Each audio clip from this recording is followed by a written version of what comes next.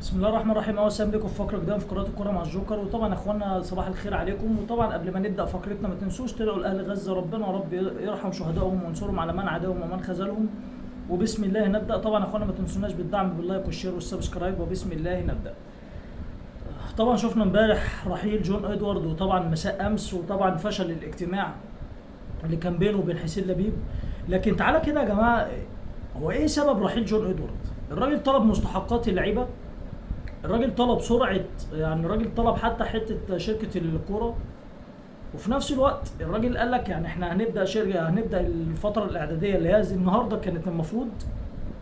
لكن كان يعني جون ادوارد مش عايز معتمد جمال، بالرغم ان اداره الزمالك كانت عايزه معتمد جمال. وطبعا طبعا جون ادوارد كان عايز روزوفيتش. لكن هنا السؤال، هل يا جماعه الزمالك هيندم على رحيل جون ادوارد؟ انا بقول لك هنندم على رحيل جون ادوارد. الراجل كان عامل لك شكل، الراجل كان عامل لك صفقات محترمه السنه اللي فاتت وخدت بيها دوري، وكنت على وشك تاخد الكونفدراليه. طبعا دلوقتي حسين السيد بقى هو مشرف على قطاع الكوره، وطبعا انت عارف بقى اللي هيحصل بعد كده. حسين السيد يسلمه لاحمد سليمان، احمد سليمان على الاعلام طبعا على الاخ مهيب اللي هيزقه زقتين بس هيخر. طبعا هنشوف بقى عوده اللي اسمهم رموز نادي الزمالك، اللي احنا اصلا عمرنا ما شفناهم. يا رموز نادي الزمالك، يا اللي عمركم اصلا ما خدمتوا نادي الزمالك، فبجد احنا مش طايقينكم. وفعلا الكلمه الوحيده اللي صدق فيها مرتضى منصور، قال لك ألد اعداء الزمالك اولاده، وده فعلا اللي احنا شفناه. طبعا ربنا يستر على الزمالك المرحله الجايه. طبعا كمان عوده ممدوح عباس للصرف تاني، وطبعا ممدوح عباس طلع قال لك انا هخلص مستحقات اللعيبه وهفضل معاهم لاخر الموسم وهدعم المدرب. ادينا هنشوف يا استاذ ممدوح. حضرتك دلوقتي فاضل 19 يوم على الدوري، وفتره الاعداد اللي هي كانت المفروض النهارده هتتاجل يومين كمان، هتبقى يوم الجمعه وفي العاصمه الاداريه. ربنا يسترها. طبعا دلوقتي يا جماعه النادي الاهلي طبعا حسين عموته بيتمسك طبعا بعدم رحيل امام عاشور، وشايفه ركيزه من الركائز الاساسيه. بس في كلام يا جماعه ان امام عاشور رفض اخر عرض ليه للتجديد ب 60 مليون. وفي نفس الوقت اتحاد جده السعودي رفع العرض بتاعه ل 7 مليون.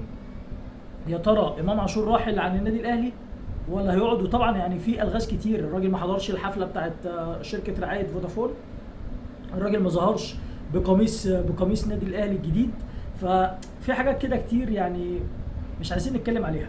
طبعا نخش على بيراميدز يا جماعه، خلاص رسميا اياد العسقلاني الى بيراميدز. طبعا اياد العسقلاني كان محترف في روستوف الروسي، طبعا كان في صفوف النادي الاسماعيلي الاسبق.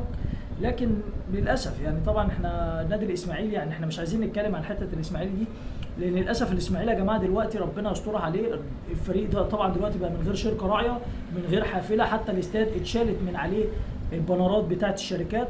فربنا يسترها على الاسماعيلي. طبعا الاسماعيلي خاض 3 مباريات وديه، فاز على فريق سقاره، تعادل مع فريق اسمه عصمصون، وخسر من الرباط والانوار. طبعا يعني ربنا يكون في عون خالد القماش، ربنا يكون في عونه الصراحه.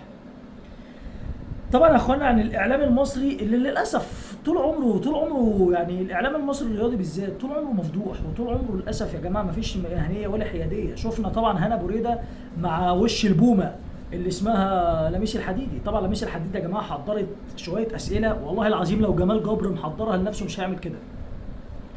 طبعا يعني بتقول لك ان الزمالك مديون، وهل مثلا اتحاد الكره ساعده؟ طبعا يعني هنا بريده رمى كلمه كده يعني صاحب العقل يميز. قال لك ان الزمالك دفع مديونيات ب 70 مليون جنيه وعقود لعيبته متوثقه صح. طب عقود لعيبته دي متوثقه صح، حضرتك تقصد مين يا استاذ هنا بريده؟ وطبعا هنا بريده كسفها في الاخر، يعني قال لها انت حضرتك مركزه مع الزمالك بس ليه؟ فدي طبعا يعني حاجه غريبه جدا. طبعا كمان احمد دياب يفوز بالتزكيه، وطبعا الراجل فضل على منصبه مدير رابطه الانديه مع اعتذار قطاطا الكره المصريه ثروت سويلم. قطاطا الكره المصريه ثروت سويلم بتقول لك ايه يا جماعه؟ قطاطا بيقول لك ان اعتذرت عن منصبي بسبب هجوم جماهير الزمالك. هو انت حضرتك يا جماعه حافظين نفس السكريبت؟ اذا كان انت او الترزي عامر حسين، ما انتوا اللي عملتوا كده. حضرتك يا قطاطا انت كاشف انتمائك من سنين، واحنا قلناها يا جماعه انك تتحط في منصب في اداره في اتحاد الكوره او في رابطه الانديه، حضرتك بقى تشيل انتمائك ده على جنب. وللاسف يا جماعه هي دي اللي بتتحكم في الكوره المصريه دلوقتي، الانتماءات. فدي حاجه غريبه جدا. طبعا اخوانا محمد شبانه ده بجد والله العظيم انا في رساله كده، انت راجل ما عندكش دم. يعني امبارح برضو طلع قال لك ايه، انا مش عارف اكسر قله ورا زير من ورا جون ادوارد. هو لا مؤاخذه في الكلمه، جون ادوارد عمل لك حاجه؟ وانا بقول لك احنا هنندم والله العظيم على رحيل جون ادوارد، هنندم جامد. جون ادوارد محمد شبانه بقى طلع كده بتصريح تاني بعد الكذب اللي كان بيقوله الشهرين اللي فاتوا، طلع بيقول لك ان بطوله خوان جمبر اهم من مشاركه الاهلي في دوري الابطال. وده تصريح يخليك تقف. طب امال مين يا جماعه اللي من شهرين كان قايل 5 تصريحات كل تصريح يودي في داهيه؟ يعني قال لك ان الاهلي بيستفسر عن رخصه الزمالك عشان المشاركه، مره تانية ان الاهلي لازم يشارك في افريقيا عشان البطوله هتتاثر وهتخسر، ثالث حاجه انفانتينو وموتسيبي طلبوا ان الاهلي هو اللي يشارك في افريقيا، رابع حاجه قال لك ان خلاص الاهلي كده كده مشارك في افريقيا واجتماع يوم الاربعاء، خامس تصريح اللي يضحك قال لك الاهلي اصلا ما طلبش المشاركه في دوري الابطال، وحته الميه والكهرباء دي كانت مين يا جماعه اللي عاملها؟ فبجد والله العظيم يا شبانه انا لو منك يعني اختفي اصلا، بس انا عارف الناس دي قسما بالله بتتغذى على التدليس والمشاهدات والقرف. فطبعا يا محمد يا شبانه بطوله خوان جمبر كلنا عارفين فيها مكسب مادي للنادي الاهلي، وطبعا امام برشلونه طبعا البطوله دي بيلعبها كل سنه كده كبروتوكول ليه كل اول موسم، لكن برضه مش اهم من دوري الابطال. فبجد والله طبعا كمان يا جماعه في تصريح كده لمحسن صالح ان انا الصراحه الواحد التصريحات دي بالذات اقسم بالله بتبقى حافز. يعني بيقول لك اتوقع الموسم الحالي اي فريق يضاف بالدوري الا الزمالك. يا راجل يعني لو الزمالك مش مرشح بالدوري لا هو ولا الاهلي ولا بيراميدز، مين اللي مرشح؟ مع كل احترامي للانديه الموجوده. فبجد والله يعني يا محسن يا صالح انت شكلك هتحصل احمد سوسو قريب. طبعا برضو يا جماعه شفنا طبعا الايام اللي طبعا هنخش كده على شويه اخبار عالميه كده. طبعا رودري رفض عرض باريس سان جيرمان وحتى الان مصيره معلق، يا ريال مدريد يا برشلونه.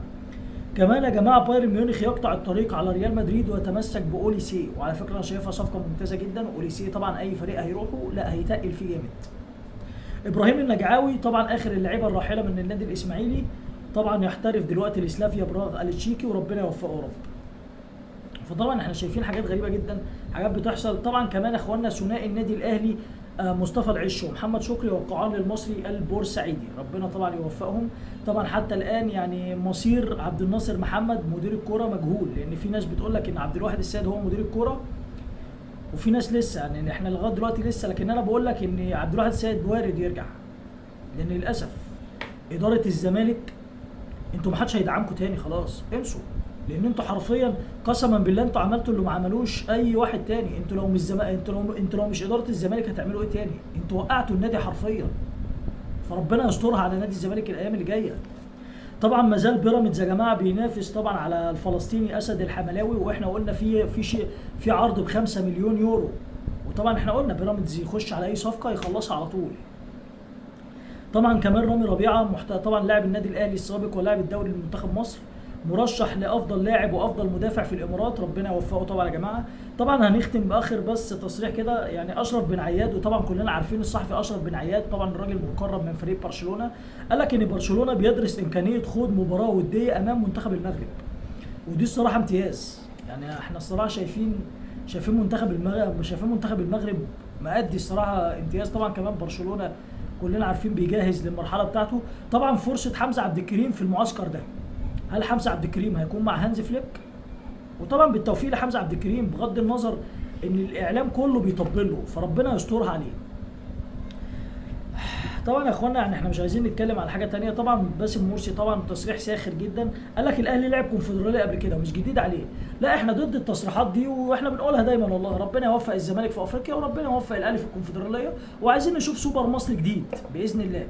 طبعا دي كانت نهايه فقرتنا، اتمنى يا رب ما كنتش تقلنا عليكم، اسعد الله صباحكم، ونختم بخير الختام والصلاه والسلام على رسولنا الكريم سيدنا محمد عليه افضل الصلاه والسلام. حفظ الله فلسطين، حفظ الله فلسطين، حفظ الله فلسطين. اترككم في رعايه الله، شكرا، السلام عليكم.